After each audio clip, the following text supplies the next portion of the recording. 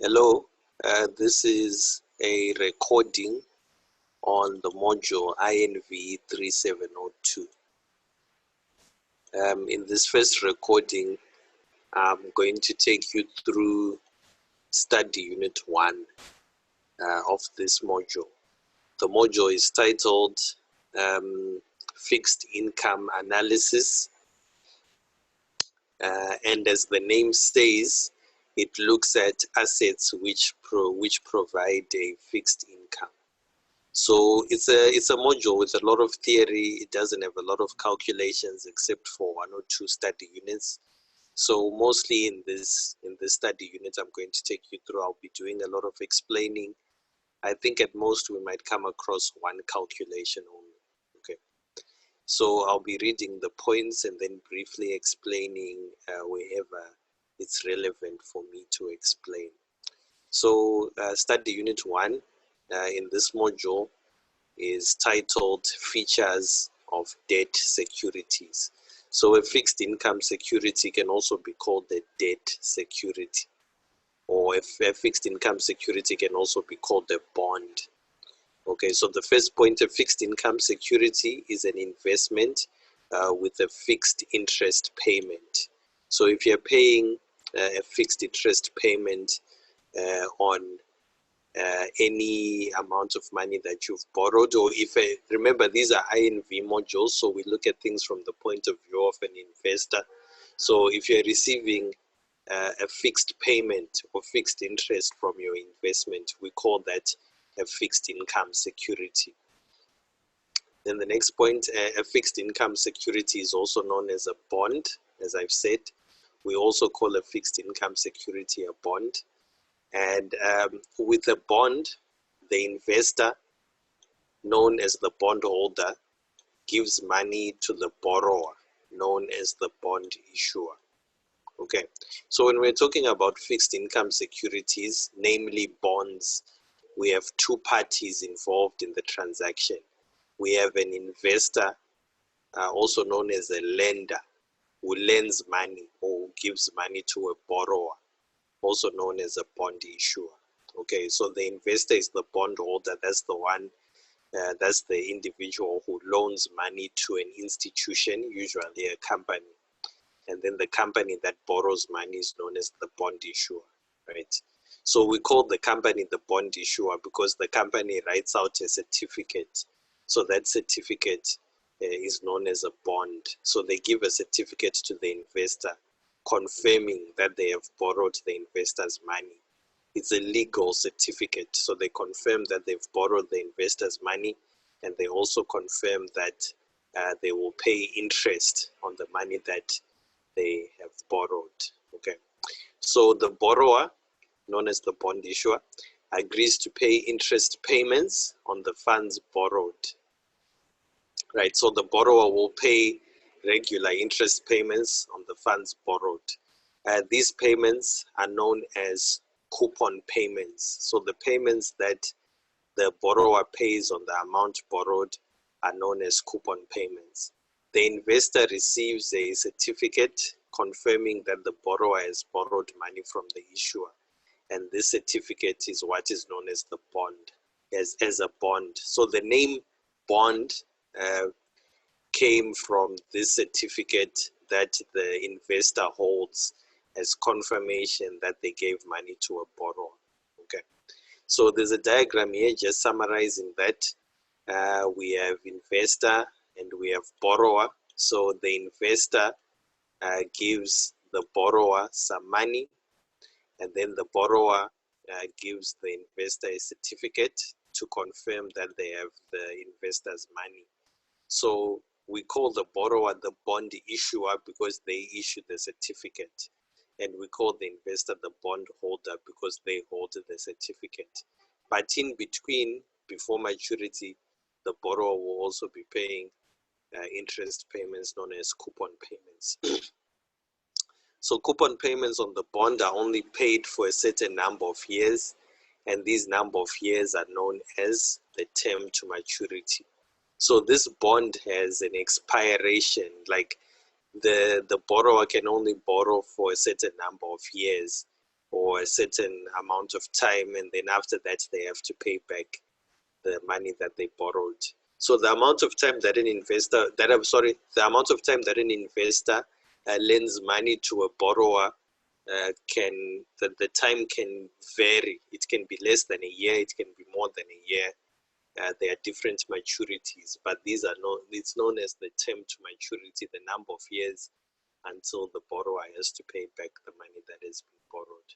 So at the end of those years, the investor pays back the borrower. Okay. So the amount that the investor gets back from the borrower on maturity is known as the par value, the face value, the nominal value, or the principal value. So the amount that's paid back after the number of years associated with the bond has different names. Usually there are 4 names used. We can say the principal value, the par value, the nominal value, or the face value. And there's also something important. An investor can sell the bond before maturity. So let's say the investor doesn't want to wait until the term to maturity to receive their money back. Let's say they want their money back before the term to maturity. The investor can sell that bond, the certificate confirming that the company or the organization has their money. They can sell that certificate to someone else, and then that person will give them money. And then that person who buys the bond from the investor is the one who will receive coupon payments and wait until maturity to get the principal value on the bond. So the amount the investor receives on maturity of the bond, like I said before, is known as the par value, the nominal value, or face value, or it's also known as the principal value. So this is just a simple example illustrating what we mean by the term to maturity. So this is important.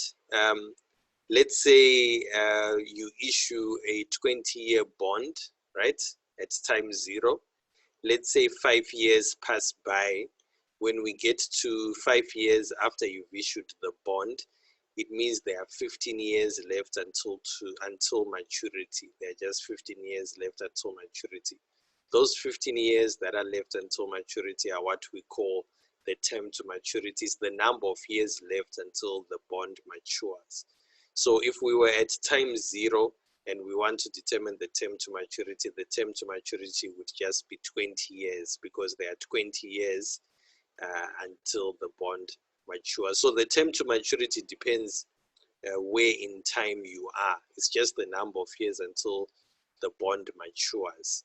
It's not the original number of years associated with the bond, rather is the number of years left until the bond matures. And we also have a special kind of bond known as a zero coupon bond. So this is a special type of bond that does not repay any coupons. A zero coupon bond doesn't have any coupon payments. So it means the borrower doesn't have to pay any coupon payments. What happens is the investor gives the borrower a sum of money. For example, an investor might give a borrower 80,000 Rand, and the borrower might agree to pay back the amount borrowed at a higher amount after a certain number of years.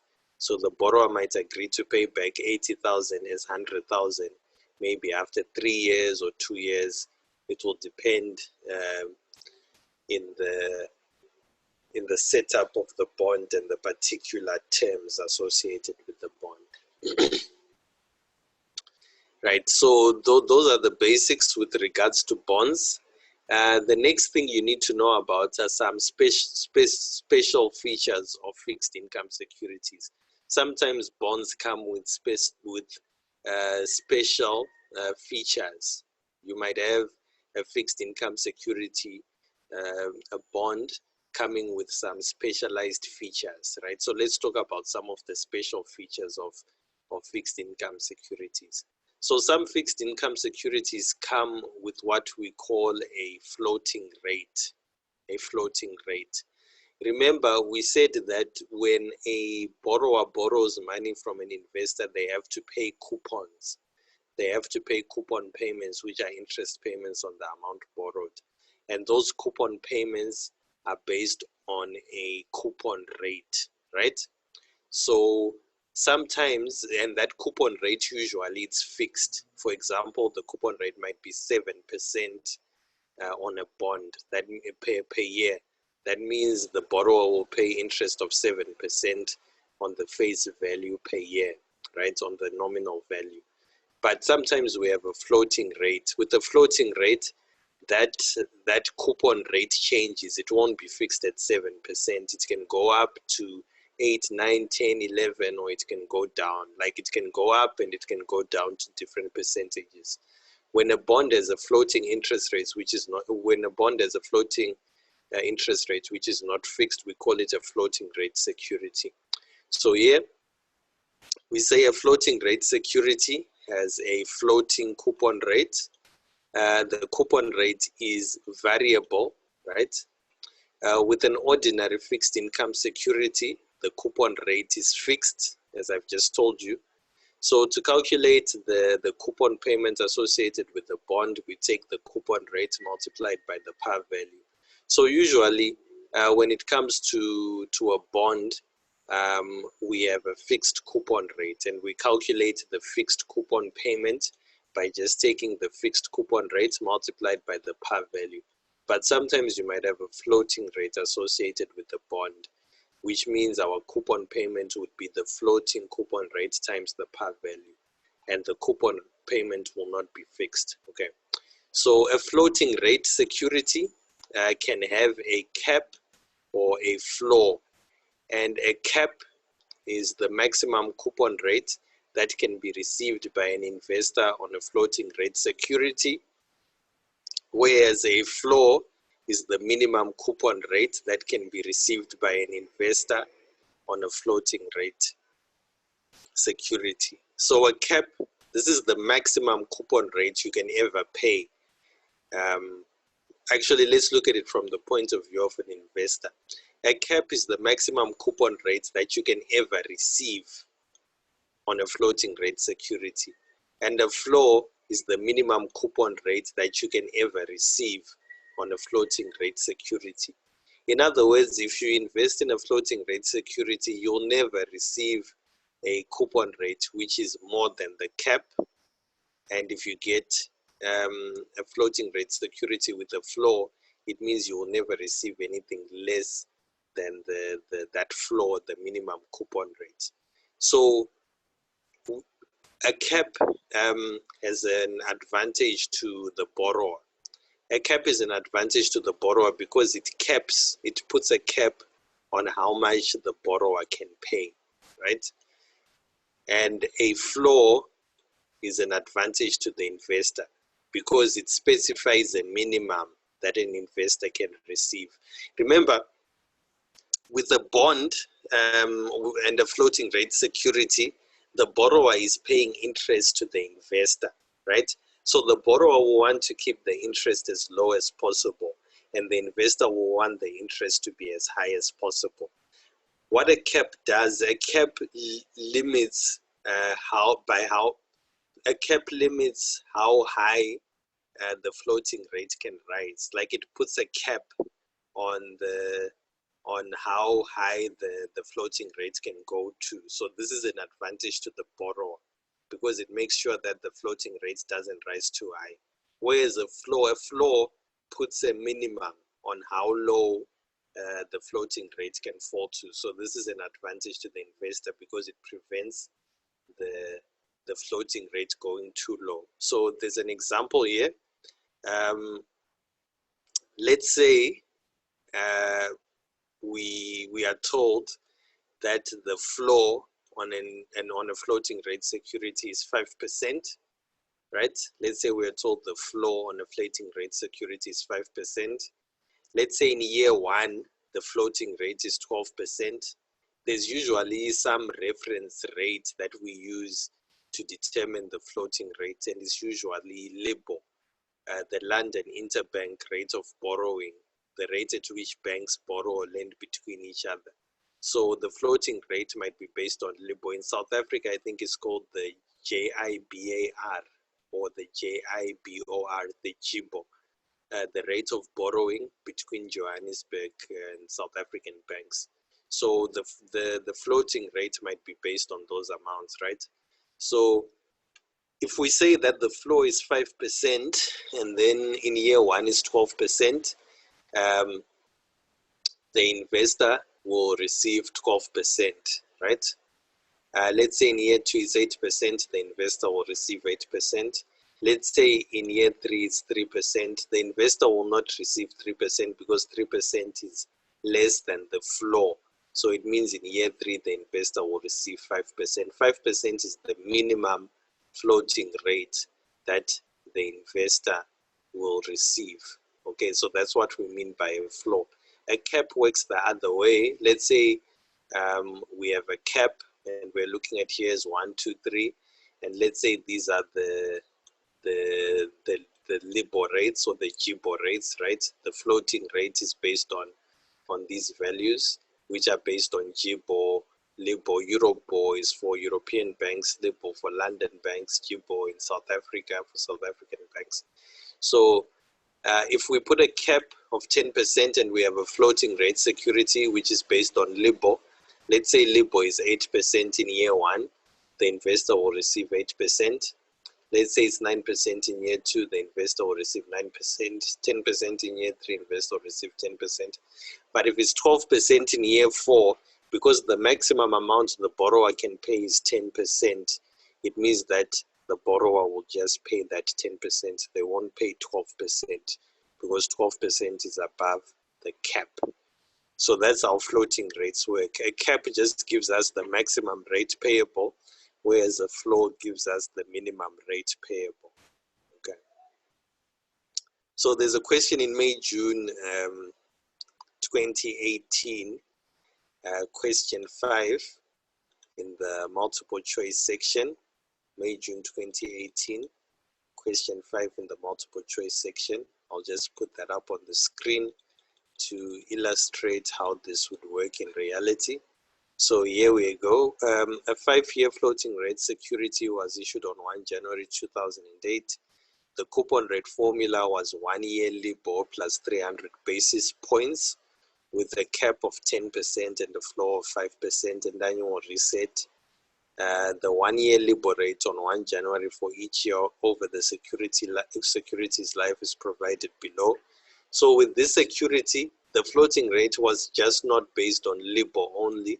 It was based on LIBOR plus 300 basis points. Okay. So 300 basis points, this is a way of specifying percentages. 100 basis points is 1%. If we want to change basis points to a percentage, we divide by 100. So if we say 300 divided by 100, we get 3%. So it means our floating rate each year would be the LIBOR rate plus 3%. Okay, so if you want to change basis points to a percentage, you just divide by 100. It's only that in investment, investors and people usually use basis points rather than percentages because some of the differences can be very small. So this floating rate security had a life of 5 years, and these were the different LIBOR rates over the 5 years. So each year, the floating rate the investor received was these amounts plus 3%. So we are asked during 2012, the payments owed by the issuer based on the coupon rate are closest to. So in 2012, okay, let me actually base my explanation on the answer here before we follow. So the floating rate is the 1 year LIBOR plus 300 basis points, and then, like I said, 100 basis points is 1%, 300 basis points is 3%. So to change basis points to a percentage, divide by 100. The LIBOR rate is the interest rate banks charge each other when they borrow or lend money. So that's the LIBOR, London Interbank Rate of Borrowing. In London, that's the rate banks charge between each other when they borrow. So GIBOR, Johannesburg Interbank Rate of Borrowing, that's the rate that Johannesburg banks, South African banks charge each other when they borrow. So London interbank borrowing rate, I think it would be fairer to say the rate at which UK banks charge each other when they borrow or lend. So in this case, we were told that the cap is 10%, meaning the maximum rate the investor can receive is 10%, and the minimum rate, which is the floor, is 5%.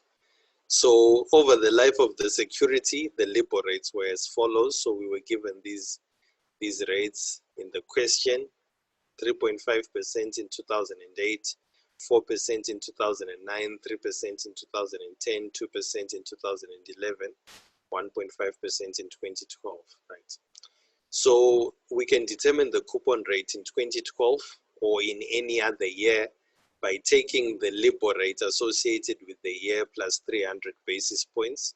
So in 2012, we take the LIBOR rate associated with 2012, which is 1.5%, plus 300 basis points, which is 3%, and we get 4.5%.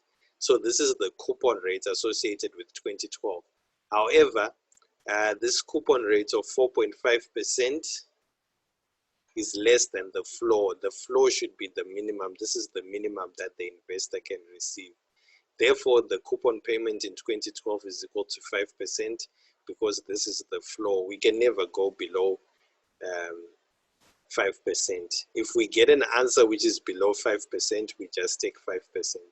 But let's say in 2012 we had calculated 6.5%, that would be more than the floor, so we would just take it as it is. So a floor is just telling us if the floating rate you calculate is less than the floor, we take the floor as the coupon rate. And the cap is just informing us if the floating rate you calculate is more than the cap, then we take the cap as the floating rate. Okay, so the correct answer there would be option 3.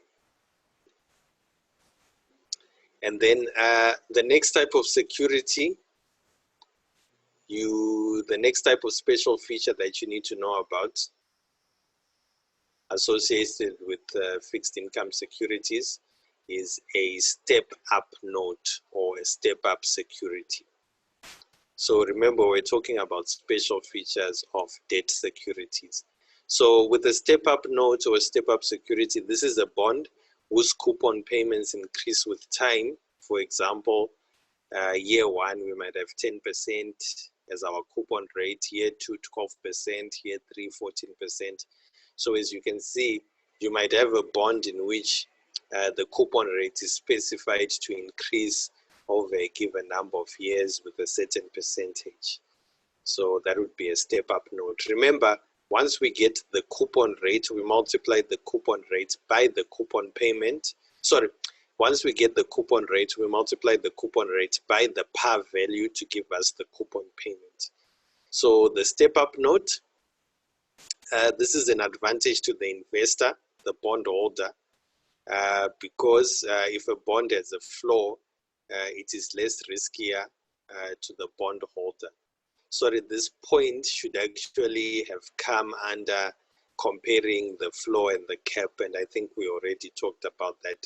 Remember, we said that a cap is an advantage to the borrower and a floor is an advantage to the investor.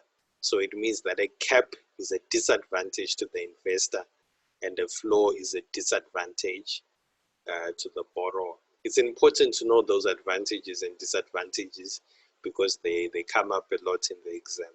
This NB should actually be in the section specifying the advantages and disadvantages of the cap and the floor. It shouldn't fall under a step-up note.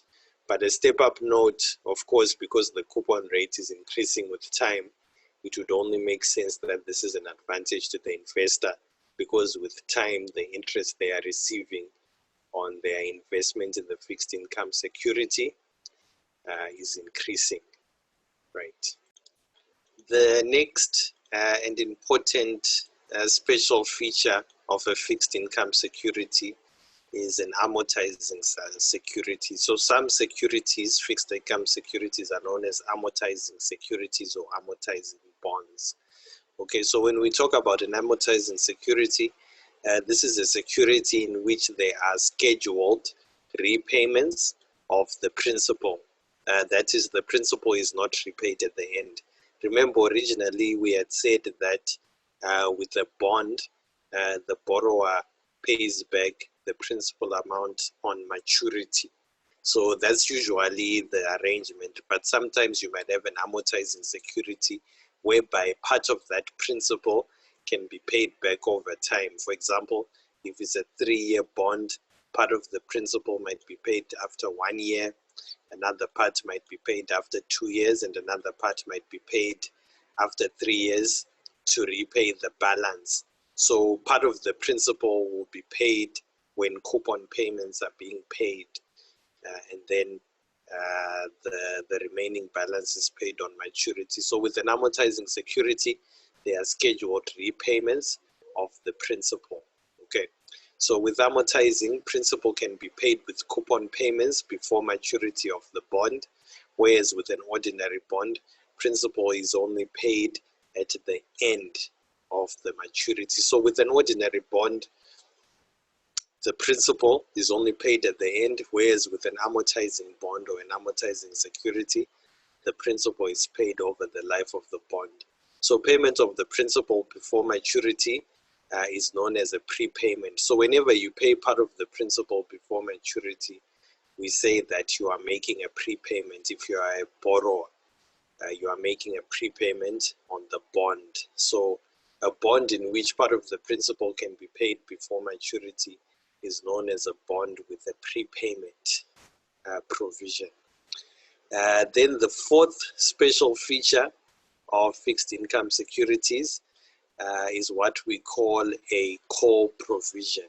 We have what we call a call provision. So this is a very important feature, and it also falls under a type of a prepayment. So this is a special type of a prepayment which comes as an option. So this is an option for the bond issuer. So it's an option exercised by the bond issuer. This is an option for the bond issuer to call back the bond before maturity. So a call provision is an option that can be exercised by the bond issuer, whereby the bond issuer is allowed to repay the principal on the bond before maturity. So someone might ask, why would a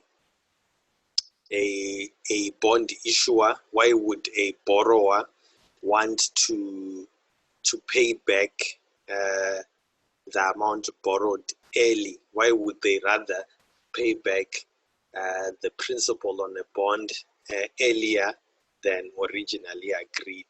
And the reason is as follows. A borrower, the bond issuer, that is, remember the borrower is the bond issuer. A borrower will call back the bond if interest rates are falling so that they can borrow at lower interest rates in the market. So the reason why a borrower would call back a bond is if interest rates are falling so that they can borrow at lower interest rates in the market, right? So let me give you an example just to illustrate what we mean. Let's say we have a company, and the company borrowed a sum of money for 7 years through a bond, and the agreed coupon rate was 8%. So let's say these were the original terms on a bond that they issued, right? Let's say after 3 years, interest rates have gone down from 8%. Let's say interest rates in the market for everyone else is now 5%. The company will be at a disadvantage here because they agreed to pay 8% for 7 years. But everyone else in the market, because interest rates have gone down, everyone else in the market is paying 5%. So 5% is lower interest than the fixed 8% that the company had agreed to pay originally. So if this bond has a call provision, the company can call back the bond, meaning they can repay back the principal on the bond. And then having done so, they can then borrow at 5%. So a bond issuer will call back the bond or any bond that they've issued if interest rates are falling, so that they can borrow at lower interest rates in the market. Okay, so some bonds have a call provision, but others don't. So you can only call back a bond if it has a call provision. Okay, so it's important to note who this type of provision benefits. This type of provision is an advantage to the borrower and a disadvantage to the lender, to the holder. So this type of provision is an advantage to the borrower because the borrower is the one who has the choice to exercise the provision when interest rates go down, so that they can get their money back, so that they can pay back the money they borrowed. Then they can go and re-borrow at lower interest rates. And this is a disadvantage to the lender because they will be receiving their money back before maturity when interest rates have gone down, and then they might have to reinvest at a lower interest rate. So this next point is very important. Any type of prepayment or prepayment option, any type of prepayment or prepayment option, things like amortization options, things like amortization securities, amortizing securities, or call provisions or call options, any type of prepayment like that is an advantage to the bond issuer, to the borrower. All these types of prepayment options or prepayment features are an advantage to the bond issuer because the bond issuer is the one who can exercise those features and options when market conditions are favorable to them. So any type of prepayment or prepayment option is an advantage to the borrower and is a disadvantage to the bondholder. So these prepayments are a disadvantage to the bondholder because the bondholder might receive their money back when interest rates have gone down, and they might have to invest at lower interest rates. So here we say prepayments are a disadvantage to the bondholder. Prepayments are a disadvantage to the bondholder, who is the investor, because the investor might have to reinvest the prepaid money at lower interest rates compared to what they were originally receiving. So in that example that I just gave you before, you might see that initially the company was paying 8%, meaning initially the investor was receiving 8%. And then let's say 3 years later, interest rates went down to 5%. If the borrower calls back the bond, if the borrower calls back the bond and gives the investor back their money, the investor might have to now go and reinvest at what everyone else in the market is reinvesting at, which is 5%, meaning they can no longer get the 8% they thought they would be getting for 7 years. So this is a disadvantage to the investor if a bond has a call provision. If there's no call provision in the bond, then there's no problem for the investor. Okay, so a bond with a call provision, so this type of bond with a call provision in which the borrower can pay back the bond before maturity is called a callable bond. We say such a bond is a callable bond. Okay. The sixth special feature of a fixed income security is a call protection. So sometimes investors might get fixed income securities, bonds, which they invest in, which have what we call call protection. So if we say that a bond or a fixed income security has call protection, this means that the bond cannot be called back under any circumstances. So such bonds which cannot be called back under any circumstances are called non-callable bonds. So we say these bonds have a call protection. And then we also have what we call non-refundable bonds. These are closely related to bonds with a call protection, right? Non-refundable bonds or non-refundable fixed income securities. This is a bond that can only be called back if the borrower does not use borrowed money to call back the bond. So a non-refundable bond, this is a feature associated with the bond in which the particular non-refundable bond can only be called back if the borrower does not use borrowed money to call back the bond. So as an example, right, we might have a company with a 7-year bond, right? And then we might find that interest rates go down to 5%. Let's say originally interest rates were at 8%, and then interest rates go down to 5%. So company A might decide that they want to call back the bond if the bond has a call provision so that they can borrow at 5%. The company, if the bond is callable, the company will be allowed to call it back. However, if the bond is callable but it has a non-refundable feature associated with it, it means that the company is allowed to call it back, but they are not allowed to borrow money, so that to borrow money before they call it back. In other words, they are not allowed to borrow money and then to use that money to repay the bond. They first have to repay the bond using their own money from within the company before they go out to borrow money again. So with a non-refundable bond, you are not allowed to borrow so that you can repay the principal on a bond. You have to use money within your own company.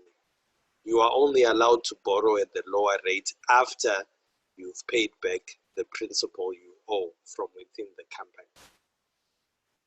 Then a 7th feature that can come with a bond is a put provision.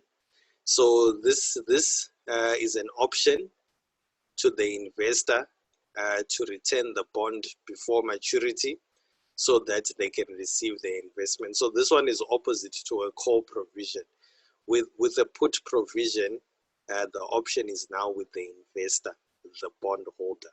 So the bondholder, who is the investor, is allowed to return the bond before maturity so that they receive their money.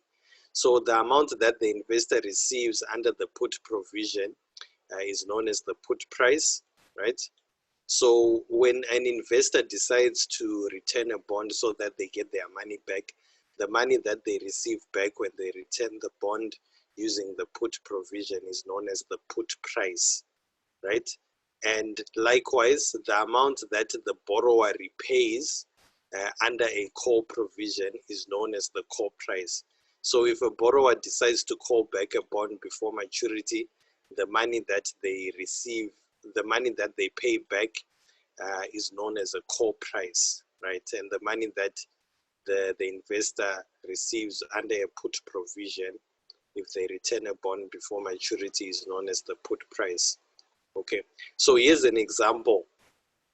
You might have a 7-year bond which can be called back before maturity, meaning that the borrower is allowed to repay the bond before maturity. And you might find that that 7-year bond has a par value of 1,000 Rand. But you might find that if that bond has a put provision and a call provision, you might find that the amount of money that the investor will receive if they put back the bond before maturity might be 950. And you see that this is different from the money they would get if they waited 7 years. The put price would be slightly lower than the par value, because putting back a bond before maturity is a disadvantage to the borrower, because you're asking the borrower to pay back before maturity. So it means the borrower will pay you back something slightly less than what you were going to get if you had waited 7 years. And you might find that the call price will be slightly higher than the par value, right? The call price would be slightly higher than the par value. This is the amount that the borrower would pay back if they exercise the call provision.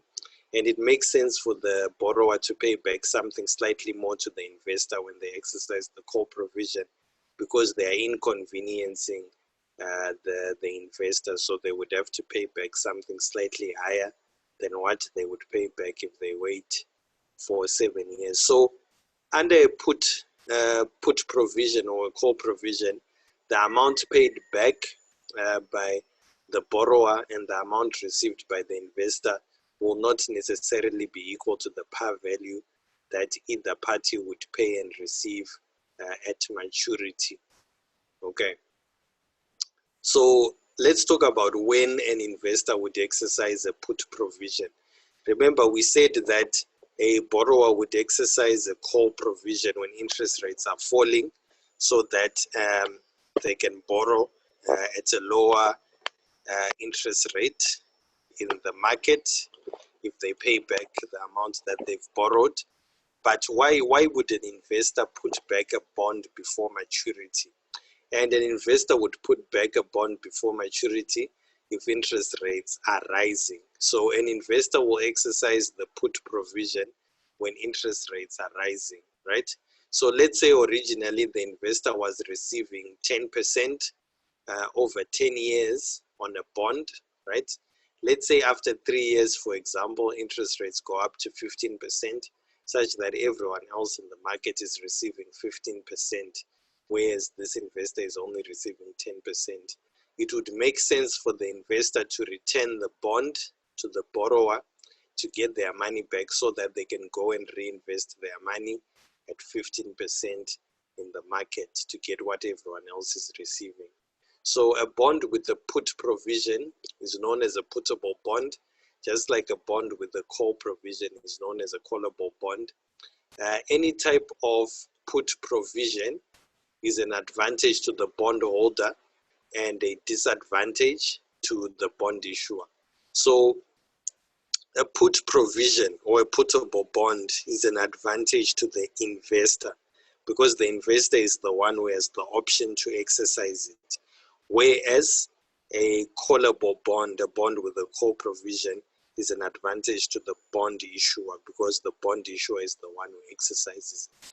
So it's important to note what is an advantage to which party, as it comes a lot in the exam. Right. The eighth feature, special feature associated with fixed income security, especially some fixed income. Not all fixed income securities have these features, but some of them do. Some fixed income securities can have what we call a sinking fund provision. Some fixed income securities can have a sinking fund provision, right? So this provision, this type of sinking fund provision, this provision is also a type of a prepayment provision. It's closely related to an amortizing security or an amortizing provision. This provision is an advantage to the issuer, to the borrower, because it's a prepayment position. This is a special provision that allows a specified amount to be repaid on a bond each year. This is closely related to an amortizing security. An accelerated sinking fund allows the borrower to pay back more than an amount on an ordinary sinking fund provision. So with a sinking fund provision, if a bond comes with a sinking fund provision, basically we are being told that you are allowed to pay back part of the principal on the bond each year. It's similar to an amortizing security, but some sinking fund provisions also come with an accelerated sinking fund provision, which means you are allowed to pay back more than what was originally agreed for you to pay back each year. So if you are a borrower and you have a security that you issued with a sinking fund provision, it gives you flexibility in that you are allowed to make payments on the principal each year. And this is usually attractive when interest rates are falling, so that if you want to borrow again, you can borrow at lower interest rates. So with an accelerated sinking fund, you are even given the option to speed up payments faster than the scheduled payments under an ordinary sinking fund provision. So since this is a type of prepayment, it's an advantage to to the borrower and a disadvantage to the investor. And then the ninth special feature associated with fixed income securities is what we call a convertible bond. This is an option for the bondholder, meaning the investor. This is an option for the investor to exchange a bond for a specified number of ordinary shares on a specified date in the company that issued the bond. The bondholder becomes a shareholder from being a lender. So with a convertible bond, if you're an investor and you gave money to a company, right, it means you are a lender to the company. With a convertible bond, you get an option to change your bond into shares in that company. So remember, if you become a shareholder, you effectively become one of the owners of the company and you will no longer be a lender. So with a convertible bond, you're just getting an option to change your bond into ordinary shares at a specified date, right? So there's something important to note here, right? Always remember that for an investor, like all the things we've been talking about, the higher the risk or any disadvantages associated with the bond, the higher the required return. So whenever an investor holds a bond which has some type of disadvantages to that investor, for example, a bond with prepayments, a bond with sinking funds, a callable bond, a bond with prepayments and amortization securities or amortizing facilities associated with the bond, that is a disadvantage to the investor. And because of that, the investor will require a higher return because that bond will have higher risk. So in later chapters, we look at the different risks associated with the bond, and we also talk about how risk is affected by return. But in conclusion, as we look at the other factors associated with bonds in this chapter, please remember that anything that is associated with prepayments, anything that is associated with prepayments, anything that is associated with call provisions and options to the borrower is a disadvantage to the investor. And because of that, the investor will require compensation in the form of a higher return. Right. So other key concepts, let's just finish off the study unit by looking at other key concepts and basics associated with bonds. So this will help you to finish off study unit 1. I'll just briefly discuss these few concepts and explain what exactly they refer to. Okay. So the first thing you need to note when we're looking at bonds, especially with regards to special features and other securities associated with bonds, you have to know that bonds come with what we call indentures. Bonds come with what we call indentures. So when we talk about a bond indenture, this is a document specifying the rights of the bondholder and the bond issuer, right? So it's just a legal document specifying the rights of the bondholder and the bond issuer. So in this indenture, we can have negative and affirmative covenants specifying what the bond issuer is allowed to do and specifying what the bond issuer must do, right? So with a bond indenture, we might have negative and affirmative covenants, right? And these covenants specify what the bond issuer is not allowed to do, right? And what the bond issuer is allowed to do. Anything that the bond issuer is not allowed to do when they issue bonds is known as a negative covenant, right? And anything specifying what a bond issuer must do when they issue a bond is known as an affirmative covenant, right? So you might find that a company might issue bonds and then they might not be allowed to issue more bonds after the bonds that they've issued. That would be a negative covenant. Like they might be specified, they are not allowed to have too much debt in their capital structure, maybe above a specific amount. So that would be a negative covenant. And then in affirmative covenant, that would be something that the bond issuer must do. So you might find out that the bond issuer is told that every year they must produce a report to the lender specifying how they are performing financially, right? So that's important. Another important concept you must know with regards to bonds in study unit 1 is accrued interest, dirty prices, and clean prices. Those are some terms they also sometimes use with regards to bonds. So a bond might be sold between coupon payments.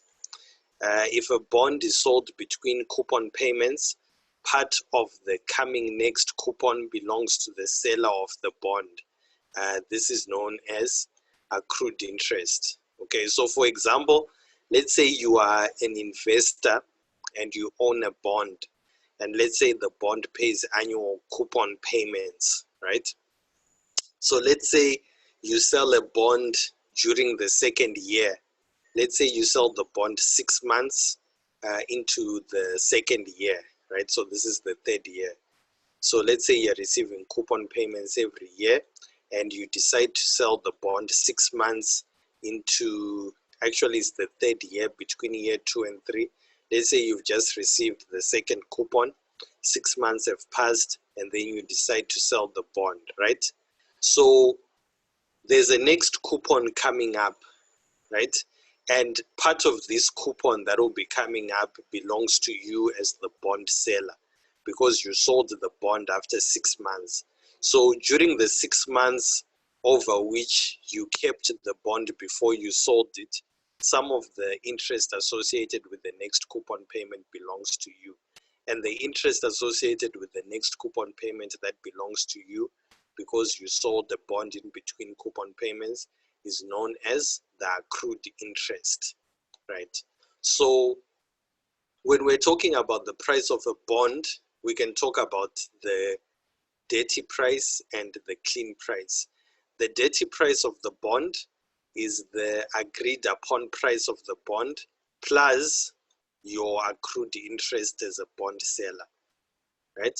Whereas the clean price of the bond is just the agreed upon price of the bond with no accrued interest. So the clean price of the bond is the agreed upon price of a bond with no accrued interest, whereas the dirty price of a bond is the accrued interest on the bond plus the agreed upon price. So usually when we calculate the price of a bond, we're just calculating the agreed upon price of the bond with no accrued interest.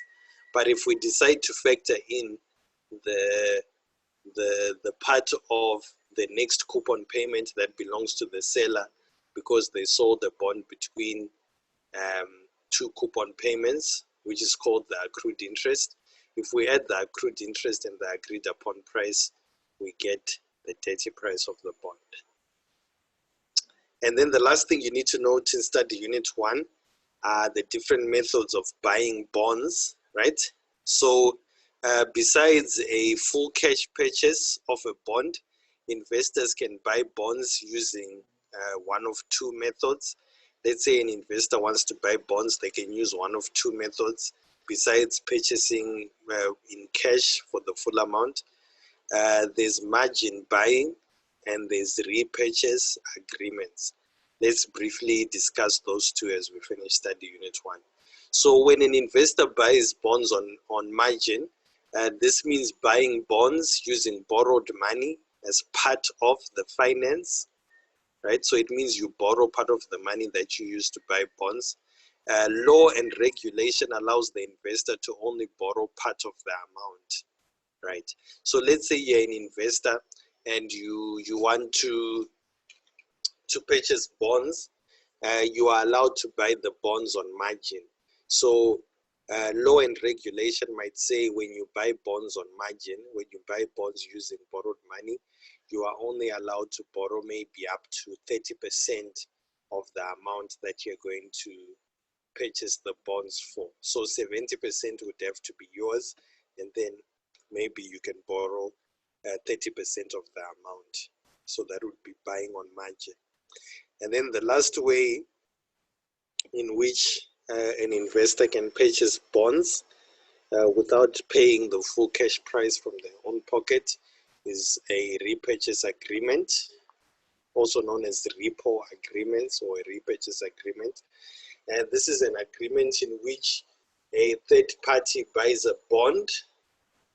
A third party buys a bond on behalf of the investor, and the investor agrees to repurchase the bond at a slightly higher price on a later date, right?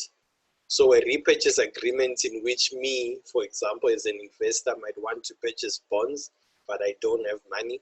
So I can approach a bank who is the third party and I can ask them to buy the bonds on my behalf. And then I can say to the bank via an agreement that after some time, I will purchase back the bonds that they have bought on my behalf at a slightly higher price on a later date. Okay. So that brings us to an end of study unit 1, features of debt securities. I was just taking you through some of the important concepts you need to note. This module has a lot of theory, so try to make sure you understand the special features of debt securities I was talking about. They're going to keep coming back. Make sure you're also comfortable with the basic features of debt securities. Make sure you're fine with the basic features and the special features. So thank you for listening. I hope this recording has been helpful. Any questions or queries, please feel free to let me know. Thank you once again.